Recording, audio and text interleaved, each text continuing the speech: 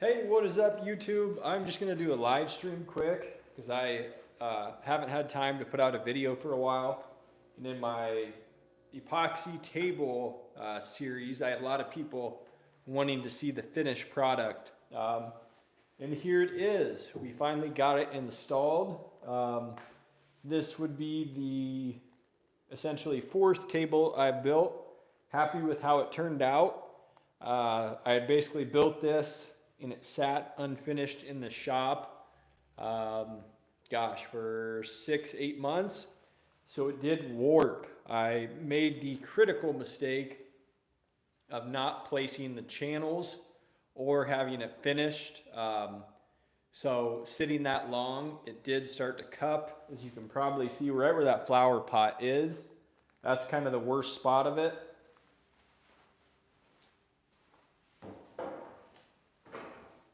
Basically, like I said, I'm happy with it. I love the look of it.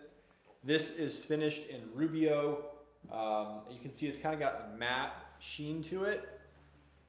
This table, the highest grit I sanded to is 120. In the standing desk I built that I finished with Rubio, same finish, pure, that I sanded to 150. Now Rubio changed their recommendations where they recommend 120. And I will tell you, the feel is substantially less impressive on the 120 finish, obviously, than the 150. If you're finishing with Rubio, I would bump it up to 150. Not a deal breaker at 120, but it is noticeable. Another glaring mistake I made was using, I believe it was a 3/16 round over. This table is 1.5 inches thick, and here it's in my wife's medical practice. So I was really worried about hard edges and like little kids hitting their head. So that's why I put the bull nose on it. But it does, it's kind of like an optical illusion where it really makes the table seem a lot thinner than it is. So once I got it installed and kind of seen it, it's kind of a bummer. If I had the time in a perfect world, I would probably cut the ends off and then do like the smallest radius, or maybe just with sandpaper, just smooth the edges. Might be kind of hard to pick up on the... Hey, what's going on? How's everybody doing? I'm surprised people logged on. But like I said, the reason I'm doing this is because I don't have time to edit videos anymore, and I wanted to give people an update and show you guys how this table turned out. So like I said, let me see if I can get this camera off.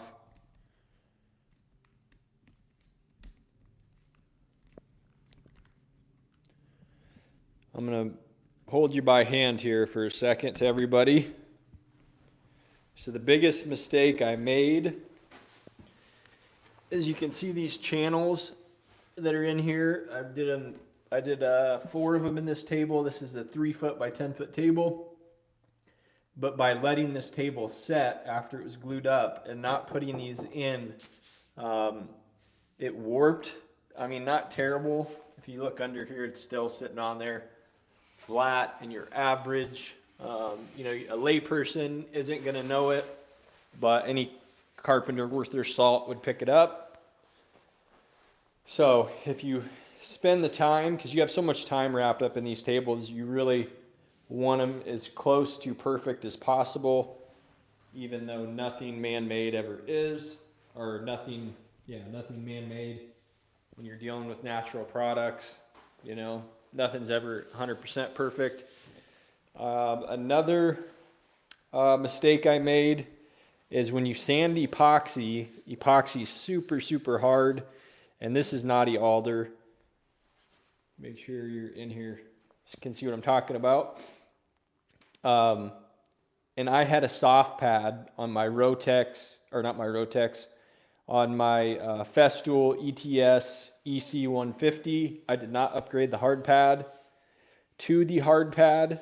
And with the soft pad, it's very easy to kind of dish your wood if you're not careful. And I think having a hard pad on your Festool sander or whatever sander you got would ensure that you're going to keep that epoxy just dead flat, and not dip and dig down into the wood.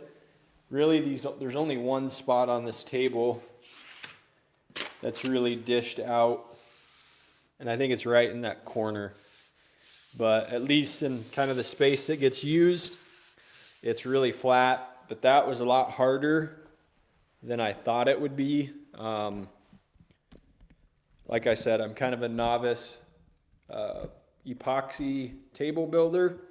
But if you're wanting to get into this, definitely check out Blacktail Studios. That guy's awesome. Really good builder, and he gives away all his secrets. Just a cool dude.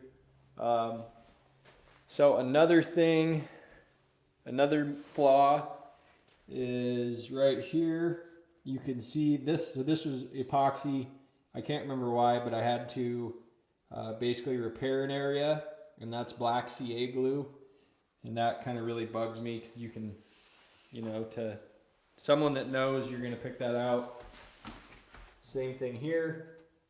This is black CA glue, and I think it's just because it kind of bleeds with the dye. I was using Star Bond black CA glue. But, so yeah, there's basically all the flaws. So hopefully you don't make the same mistakes that I do. But all in all, happy with how it turned out. The only other thing I wonder is if you are trying to make sure something's dead flat, obviously you can do the C channels. I just edge glued all these together. I've seen some people say, that biscuits would help. I really don't see how that could help with the bowing. I tried to orient the grain opposite, as looking at the end grain to see how potentially they could cup when they dry. So I think that helped me a little. I just think as soon as you glue it up, I would put those C channels in and, err on the side of every, maybe 2 foot, 3 foot, but you can buy them off Amazon. I think they're in my Amazon store. You can go check that out, but they're just a slotted C channel. You just use a router, so they're flush, and then threaded inserts. And the style of bolt I found that I really liked, I actually picked up at Home Depot. If I ever get time to edit, I will put the video out where I show, but you can see they have a really flat head. So that's why I like them so much. It's a nice big washer head. They're Allens, so they're low profile. So, in a scenario where you're worried about people catching them from underneath, that will be a non-issue. But yeah, that's pretty much everything that, in regard to the table. I'm really curious to see how Rubio will hold up. I just bought some of their products, basically their care products. They make like a Renew that you can hit. I think they recommend like maybe it was every 3 months, hitting it with the Renew product. So we'll see. So far, it's been in for about a week. And, obviously you would hope it would hold up for a week. But this table will take quite a bit of abuse because it's in a business. And the next project, actually I'm working on today, is it's going to be miter folded knotty alder shelving. Probably 4 of them. That'll be in that corner, 8 foot, 4 foot that way. So I will film that again, or maybe I'm going to start doing some of these lives where I at least get some footage of it, show any useful tips, any cool stuff that I'm doing, just because maybe any of you that are creators, how many hours go into editing a video. And if your business is busy and you're busy with your family, it's just really hard to find the time to sit down and edit and spend 10, 12 hours on a video. So, and then if anybody wants to comment on a cool idea of what I could do with these big timbers on the floor, I would appreciate it.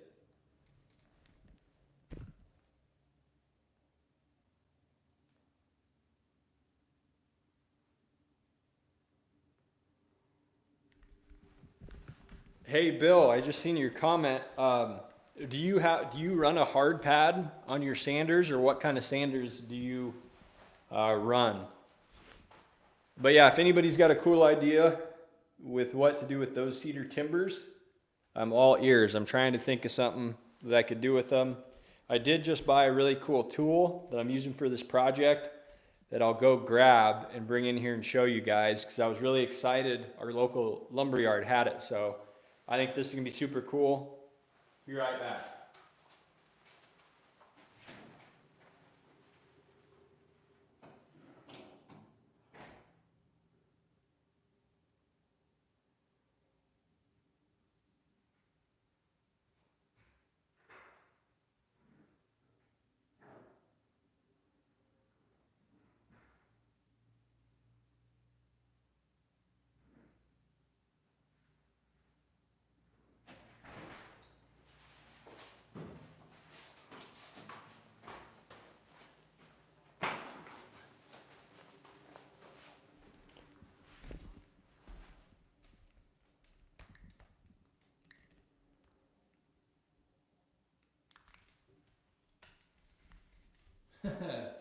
Bill, I hear you.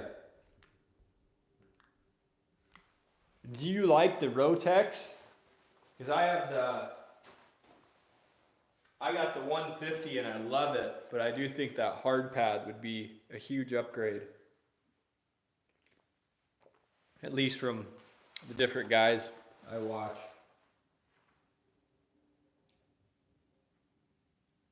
Nice. What's that? Is it Sure Prep or Surf Prep? Sure Prep maybe? Those sandings look pretty cool, especially for like cabinets and all that.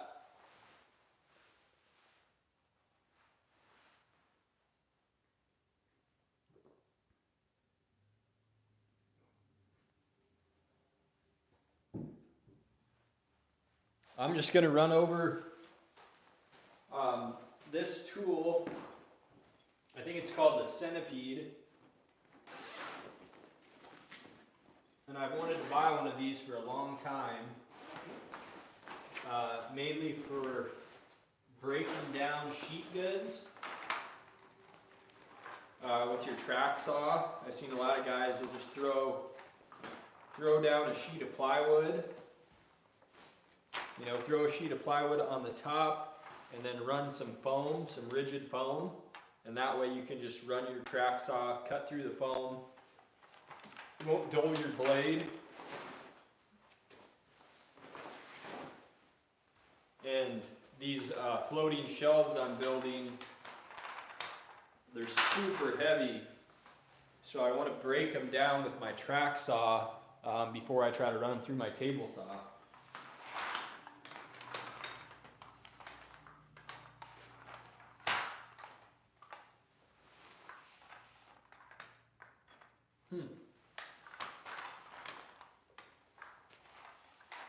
I thought this was big enough to hold a 4x8 sheet. Well, I suppose it is. But it's kind of cool. It's got all these little deals on the top. So that way if you strap some 2x4s across, it's got little hold downs. So whatever material, if you're putting a sheet of plywood down, you drop that clamp, that picks up, yeah.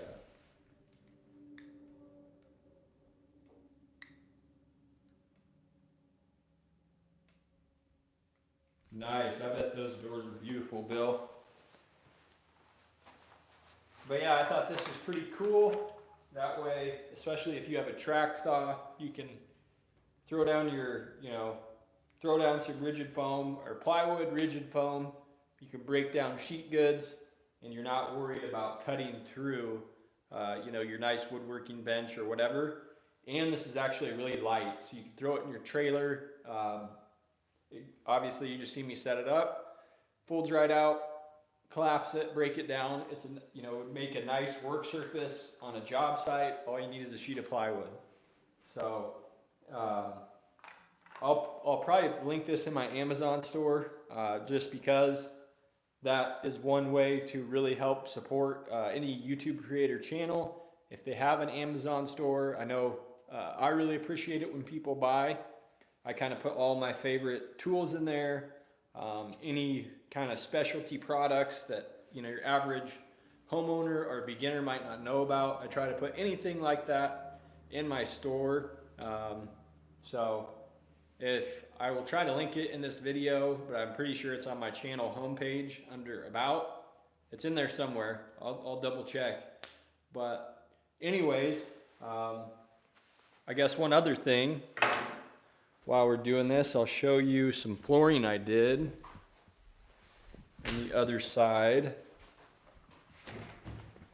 I did a herringbone lay with a loose lay Happy Feet glue down. And I apologize for the echo in here. There's nothing on the wall. But this is the Happy Feet loose lay glue down. I did a herringbone lay in kind of the foyer and hallway. And then just standard in the 3 offices. For the transition piece, I hate transitions for vinyl flooring, so I just almost did like a picture frame border in the doorway thresholds. But you can see it turned out pretty good. This floor is growing on me. It's kind of cool. It's a commercial product, so that's why we went with commercial grade Happy Feet. You can see that's what I'm doing today. I'm building my 2x4 frame for my floating shelves. And really that's the next project I'm on this week. Hope to get all that knocked out. So when I get to the floating shelves, I'll probably do another live stream in the shop and show you all kind of the tips and tricks of doing floating shelves to essentially make your life easy, because it can be kind of tricky if you've never done it before. But if you know what you're doing, it's actually pretty easy. It's just like anything. So anyways, I got to get to work. Hopefully the people that were asking about the table, they catch this video and get a see. But I will say I am a huge fan of Rubio now. Mainly because you don't need a super clean shop. You know, if there's dust in the air, it's really kind of a non-issue. It's super easy to install. I can't remember, I think it is in part 2 of my epoxy tables. You just use a card, trowel it out. You always start on the bottom, you know, finish the bottom of your table and wipe that off, because it doesn't really matter what that looks like. Flip it over and then finish the top. From all the other channels like Blacktail Studios, they do say if you put finish on a table, you know, if you're going to put finish on the top, it's got to be on the bottom, otherwise it's going to cup. So I don't know if that's true, but when you're spending that many hours in an epoxy table, you definitely want to minimize your risk of having a catastrophe like that. So, but I think if you would have the channel, you know, if your channels are in there, if you got steel in your table, the likelihood that it's going to get goofy on you is probably minimal. When I glued in those threaded inserts for my bolts, I just used Titebond 2. I think you might be better off going with like Gorilla Glue, because I think that's like a polyurethane type glue. Or maybe even like a 5-minute epoxy, because I was trying to get this bow out of this table and I was really cranking down those bolts for the threaded inserts, and I did bust one loose. So Titebond 2 is probably not the way to go. But yeah, anyways, thanks for tuning in. I appreciate you guys watching. I'm probably going to start doing more of these like live stream vlogs just to cover anything cool, anything useful. Just because I do miss kind of interacting with the whole community and talking to all you other carpenters out there. And if you want to get in touch with me, check out my Instagram. It's American Made, also linked on my channel. I love reaching out. Love seeing what everybody's working on when guys share tools, products, what project they got going. I love talking carpentry, and I also love to learn. And there's been a lot of things I've learned from all you guys out there, so I appreciate that. Anyways, I got to get back to work. Thanks for watching, and as always, keep hammering.